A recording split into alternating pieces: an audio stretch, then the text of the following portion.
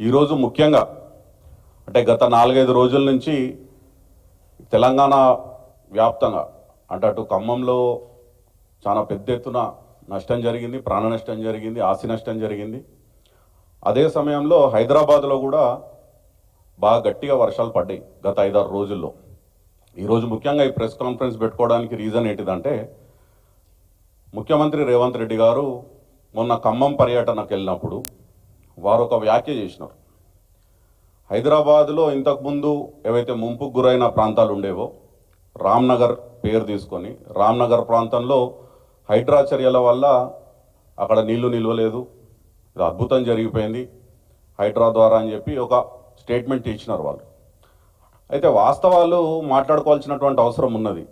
గతంలో కూడా BRS party చేసిన పని చాలా ఉండే, కానీ కాంగ్రెస్ పార్టీ ఏదైతే దుష్ప్రచారం చేసిందో, ఏదైతే విష ప్రచారం చేసిందో, ఏదైతే పెద్ద ఎత్తున సోషల్ మీడియాలో కానీ బయట కానీ ప్రోపగండా చేసిందో దానివల్ల అసలు విషయం ప్రజలకు చేరలేదు. అది అంటాం కదా, నిజం గడప దాటే లోపు అబద్ధం ఊరంతా తిరిగి వచ్చినట్టు ఈ హైదరాబాద్లో ముంపుకు గురైన ఇంతకుముందు ముంపుకు గురైన ప్రాంతాలు ఇప్పుడు ఎంత తగ్గింది ముంపు అనే దాని గురించి మీకు కొన్ని వాస్తవాలు చెప్పాల్సినటువంటి అవసరం ఉన్నది, ప్రజలకు తెలవాల్సిన అవసరం ఉన్నది. కాకపోతే ఆ డీటెయిల్స్కి వెళ్ళే ముందు ఆ ఎస్ఎన్డిపి బీఆర్ఎస్ ప్రభుత్వం కేసీఆర్ గారి నేతృత్వంలో మున్సిపల్ శాఖ మంత్రి ఆనాటి కేటీఆర్ గారు స్ట్రాటజిక్ నాలా డెవలప్మెంట్ ప్రోగ్రాం తీసుకొని ఏం ప్రాజెక్టులు పూర్తి చేసినాం, ఏ నియోజకవర్గాలకి హైదరాబాద్ మహానగరంలో దీని ద్వారా ఉపశమనం లభించింది, ముంపుకు గురి కాకుండా ప్రాంతాలు కాలనీలు ఎట్లా ఈసారి బయటపడ్డాయి అనేది మీకు డీటెయిల్డ్గా with photographs with all details I'll share. But before going there మేము ఒకటి ప్రజల దృష్టికి తీసుకురాదలుచుకున్నాం. ఇది government of India ministry of home affairs disaster management division వాళ్ళు ఇచ్చినటువంటి లేఖ. ఈ లేఖ మొన్న 3 సెప్టెంబర్ డేటెడ్ తెలంగాణ గవర్నమెంట్కి చీఫ్ సెక్రటరీ గారికి అడ్రస్ చేస్తూ కేంద్ర ప్రభుత్వం ఇచ్చింది. ఇందులో క్లియర్గా వాళ్ళు రాసినారు. ఏం రాసినారంటే, as per the established procedure no formal situation report has been received so far in the ministry of home affairs control room. అంటే తెలంగాణలో ముఖ్యంగా ఖమ్మం, మహబూబాబాద్, వరంగల్, సూర్యాపేట్ ఈ జిల్లాలలో ఏదైతే వరద ప్రభావం ఉందో దానికి సంబంధించి కేంద్ర ప్రభుత్వానికి హోమ్ అఫేర్స్ డిజాస్టర్ మేనేజ్మెంట్ డివిజన్కి తెలంగాణ ప్రభుత్వం టైమ్లీ రిపోర్ట్స్ ఇవ్వలేదు అని క్లియర్గా పేర్కొన్నారు.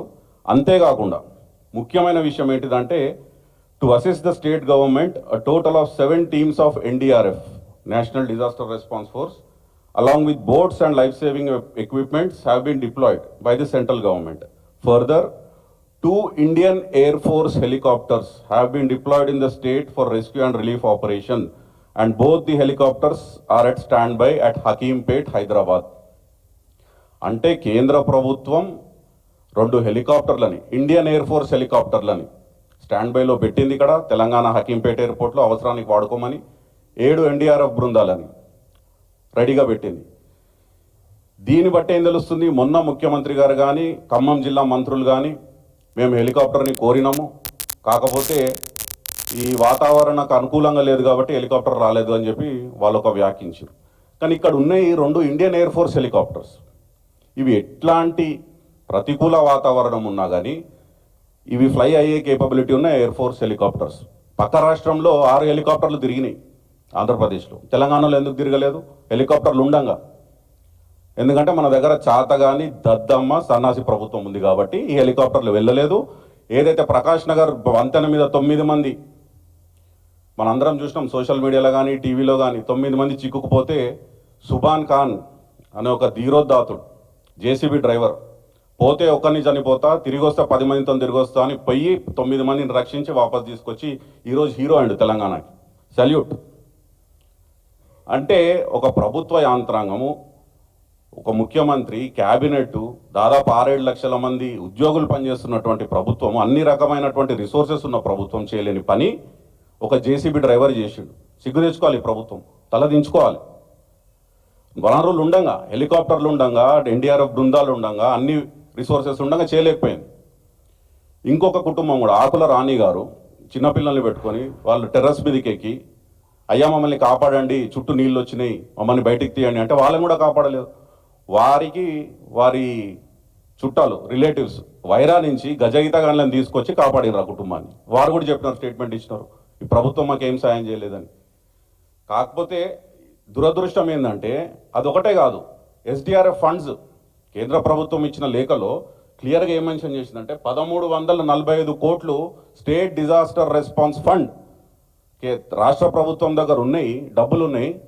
కానీ వీళ్ళు మాకు టైంకి రిపోర్ట్స్ ఇవ్వకుండా, ఫైనాన్షియల్ స్టేట్మెంట్స్ ఇవ్వకుండా మమ్మల్ని అంధకారంలో పెట్టినందుకు మేము అడిషనల్గా ఫండ్స్ ఎట్లా ఇస్తాము? ముందు ఈ 1445 కోట్లు వాడుకొని ఏప్రిల్లో సంవత్సరానికి 2 సార్లు రాష్ట్ర ప్రభుత్వం కేంద్ర ప్రభుత్వానికి నివేదిక ఇవ్వాలి. ఎస్డిఆర్ఎఫ్ ఫండ్స్కి సంబంధించి ఎక్కడ ఖర్చు పెట్టినాం, ఎట్లా ఖర్చు పెట్టినాం, ఎంత ఖర్చు పెట్టినాం, బ్యాలెన్స్ ఎంత ఉంది, ఇట్లాంటి విపత్తుకు మాకు మీరు సహాయం చేయండి అంటే కేంద్ర ప్రభుత్వం ఇస్తుంది. ఈక్వల్ షేర్గా రాష్ట్ర ప్రభుత్వం కూడా ఆ ఫండ్లో ఇన్వెస్ట్ చేయాల్సి వస్తుంది. కానీ ఈ దద్దమ్మ ప్రభుత్వం ఏప్రిల్లో ఇన్ఫార్మ్ చేయాల్సింది కేంద్ర ప్రభుత్వానికి, ఫైనాన్షియల్ స్టేట్మెంట్ సబ్మిట్ చేయాల్సింది, యూటిలైజేషన్ సర్టిఫికేట్ చూపించాల్సింది, చూపించలేదు. కేంద్ర ప్రభుత్వం ఏమనుకుంది, వీళ్ళ దగ్గర ఆల్రెడీ 1345 కోట్లు ఉన్నాయి కాబట్టి డిజాస్టర్ రెస్పాన్స్ ఫండ్కి వాళ్ళు అడిషనల్గా సహాయం చేయలేదు. ఎవరు తప్పిది? దీన్ని కూడా కేసీఆర్ గారిని నిందిస్తారా? అంటే కేసీఆర్ గారు వచ్చి చెప్పాలా, అయ్యా బాబు ప్రోటోకాల్ ఉంటుంది, ఇట్లాంటి విపత్తు వచ్చినప్పుడు, ఇటువంటి ఉపద్రవం వచ్చినప్పుడు, ఎమర్జెన్సీ వచ్చినప్పుడు ఫండ్స్ ఎట్లా వాడుకోవాలి, జవాబుదారీతనం, అకౌంటబిలిటీ గవర్నమెంట్కి ఎట్లుండాలి, ఎట్లా కోఆర్డినేషన్ చేసుకోవాలి, ఎట్లా పనిచేయాలని చెప్పాలి. వాళ్ళకి తెలియదు, అనుభవ రాహిత్యము, అన్నీ నాకే తెలుసు అని ఒంటెద్దు పోకడలు, ఉల్టా ప్రతిపక్ష నాయకులను తిట్టుడు. అంటే ఇది కూడా కేసీఆర్ గారే చెప్పాలన్నమాట. ఇంక అన్ని కేసీఆర్ గారు చెప్పి ప్రభుత్వానికి ఏం చేయాలి ఏంది అన్నప్పుడు ఇంకా వీరెందుకు ప్రభుత్వంలో, ఈ ముఖ్యమంత్రి ఎందుకు, ఈ కేబినెట్ ఎందుకు, ఈ మంత్రులు ఎందుకు?